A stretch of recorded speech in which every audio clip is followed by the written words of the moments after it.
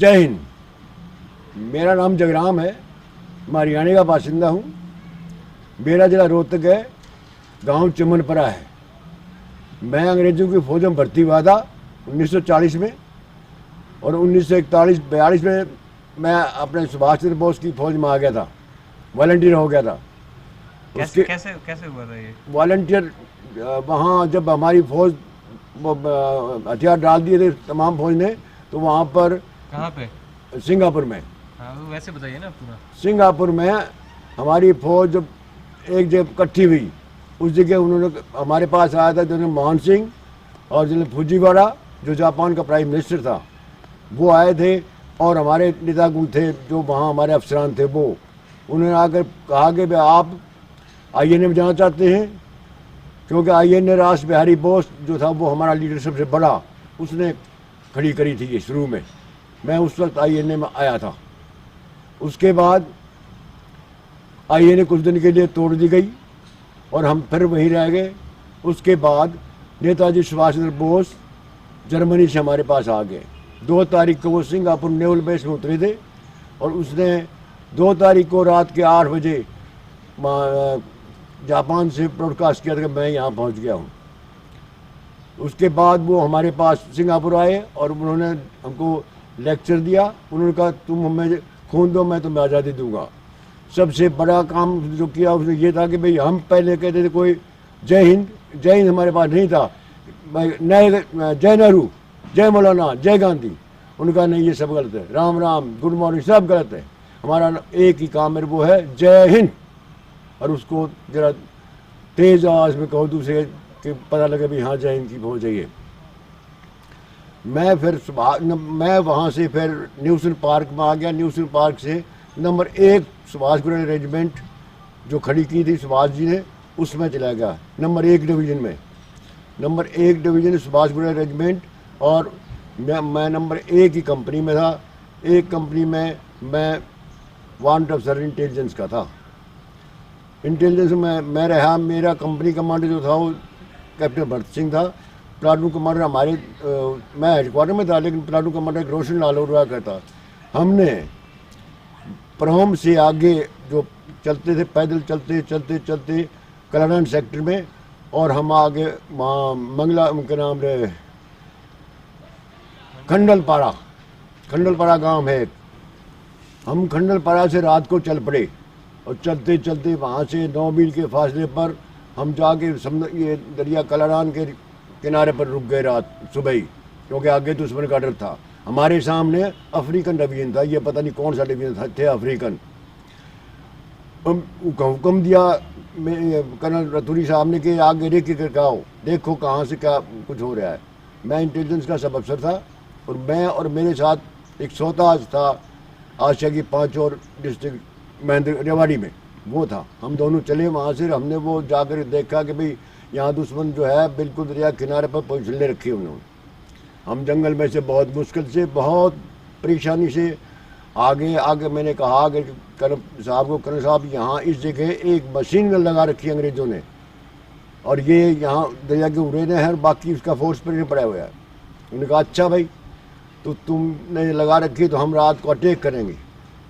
9 फरवरी सन 1944 को रात के 9 बजे हमने उस जगह अटैक कर दिया।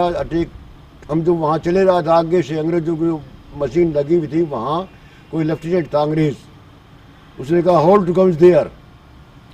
तो हमारी सेक्शन जो थी एक, उसका कमांडर था नायक मोलड़, कंवाड़ी गांव का। उसने जब कहा ना होल्ड टू कम्स देयर, तो मोलड़ ने कहा भाई पोजीशन होते उसने आगे थम्पी से दबा दिया मशीन गन का, और मोलड़ नायक जो था उसके 9 गोली यहाँ से लग गई। मेरा कंपनी कमांडर भरत सिंह और प्लाटून कमांडर जो था रोशन लाल, इंटेलिजेंस का सब अफसर में और मेरा एक असिस्टेंट, हम सब साथ थे हेडक्वार्टर में। लेकिन जब गोली चली तो एक बहुत बड़ा दरख्त था, उसके पास मैं खड़ा हो गया, और वो मोलड़ नायक को प्रश्न लगा। तो एक सरदारा नायक और है आशिया की 5 और डिस्ट्रिक्ट रेवाड़ी का, उसने कहीं से जाकर वो मशीन गन के ऊपर जो खुद वो बैंक जो लेफ्टिनेंट जो था ना, वो फायर कर रहा था, उसने उसको दबा दिया और वहीं मार दिया। और जब हमने फिर अटैक करा, उस वक्त हमने कहा था सुभाष चंद्र बोस की जय, महात्मा गांधी की जय, नेहरू की जय। जब हमने ये जय का आवाज़ लगाई, रात थी बहुत घनावनी, वहाँ जितने पक्षी दरिंदे परिंदे जो भी कुछ थे सबकी आवाज़ एकदम निकली, गूंज गया वो तमाम इलाका। और उससे वो अफ्रीकन डिवीजन थे वो डर गए और कुछ तो उस पानी में डूब गए, कुछ भाग गए। हमने वहाँ अटैक किया था 9 फरवरी सन 1944 को। मेरा कमांडेंट PS रतूरी था, कर्नल साहब। आप कहाँ तक पहुँचे थे एडवांस में? हम जी मेथों तक गए थे, अच्छा, इनकी तरफ देखिए। मेथों तक गए थे, मेथों के गए थे। हमारे पास कोई टेलीफोन या वायरलेस नहीं थी, हम आवाज़ से कम्युनिकेशन किया। अगर रात को हम आवाज़ में कहते ओ करके हम अपना कम्युनिकेशन किया करते।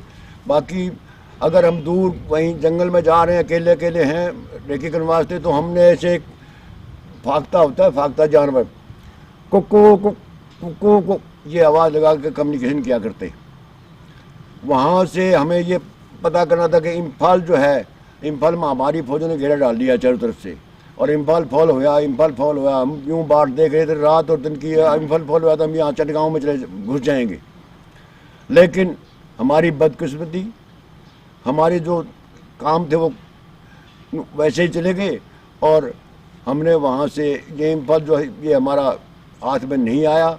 हमें वहाँ से हुक्म मिला वापस आओ, हमने कहा वापस नहीं आएंगे, हम वापस नहीं जाते, हम तो मर जाएंगे, आगे जाएंगे। लेकिन नेताजी ने स्पेशल एक प्रोग्राम उसमें कहा कि भाई जल्दी से जल्दी वापस आओ। हम वहाँ से चल पड़े, और वहाँ से आने के बाद दरिया ये प्रोम का नाम इरावदी दरिया, प्रोम के पास से हमने क्रॉस करी, और आकर के ना फिर हम मैगलाडोन में ठहर गए। मैगलाडोन में रात को हम वहाँ पर थे। ये अमेरिकन डिवीज़न ने वहाँ पर, अमेरिकन डिवीज़न ने हमला कर दिया, हवाई जहाज़ों ने हमला कर दिया, लेकिन हम गए नहीं, वहीं पर रहे। और सुबह ही हमें हुक्म मिला कि हथियार डाल दो। हमने हथियार डालने के लिए कहा, हथियार डालने जब नेताजी आ जाए हमारे पास, तो फौजें अंग्रेज़ों की नहीं पहुंची थी हमारे पास, लेकिन उनके हवाई जहाज़ बहुत तंग कर रहे थे। नेताजी हमारे पास 5 तारीख को आए हैं सन 45-44 में, और उन्होंने आकर कहा कि भाई मैं तुम्हें ये कह रहा हूँ, नेपोलियन बोनापार्ट ने 9 दफ़ा अटैक किया था, मैं कई दफ़ा अटैक करूँगा, और मेरे लिए दुनिया में कोई हथियार नहीं बना जिससे मुझे मार दे। तुम डरो मत, तुम्हारे साथ वो सलूक होगा जो एक बादशाह दूसरे बादशाह के साथ करता है, और तुम खैरियत से रहो। तो मैं कुछ नहीं कहूँगा। 7 हुकूमतों ने हमें वो दे रखी, मानता दे रखी है। हम नेताजी उस जगह से जापानियों के साथ बाई कार चल पड़े, और हम वहाँ रह गए। हमने दूसरे दिन सुबह ही 8-9 बजे वो अमेरिकन आए, उन्होंने हथियार डलवाए, हमारे हथियार डाल के मतलब खड़े हो जाओ, खड़े हो गए, हथियार रख दो, नीचे रख दिए, 4 कदम पीछे चलो। हम 4 कदम पीछे हो गए। उसके बाद में कहा अबाउट टर्न क्विक मार्च। हम पीछे चले गए करीब 15-20 कदम। उन्होंने कहा अच्छा सिंगल फाइल कर दिए, और हमें वहाँ से मार्च कर दिया। मैंगलाडोन से इंसन जेल जो है 15 मील है। हम बाई रोड उस इंसन जेल के लिए चल दिए।